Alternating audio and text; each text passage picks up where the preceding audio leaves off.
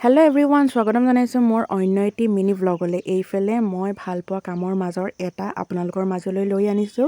এইফালে আজি আহকচোন ধুনীয়াকৈ মেখেলা এখন ফুল কৰোঁ। এইফালে ধুনীয়াকৈ বেঙুনীয়া কালাৰৰ বোৱা মেখেলা এখন লৈছোঁ, হাতেৰে বোৱা মানে তাঁতত বোৱা।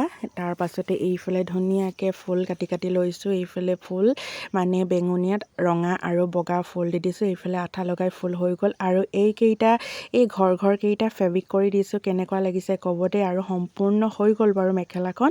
মানে যেতিয়া মন যায় তেতিয়াই কৰোঁ, মন নগ'লে মই একো নকৰোঁ। আৰু এইফালে পূৰা ধুনীয়াকৈ মোৰ ৰেডি হৈ গ'ল মেখেলাখন। আৰু মেখেলাখন চাই কেনে লাগিছে, খালি ভাল লাগিছে নাই কমেণ্টত আপোনালোকে জনাব দেই। মানে আপোনালোকে ক'লেহে তেতিয়া আকৌ নেক্সট এটা কাম কৰিবলৈ উৎসাহ পাওঁ।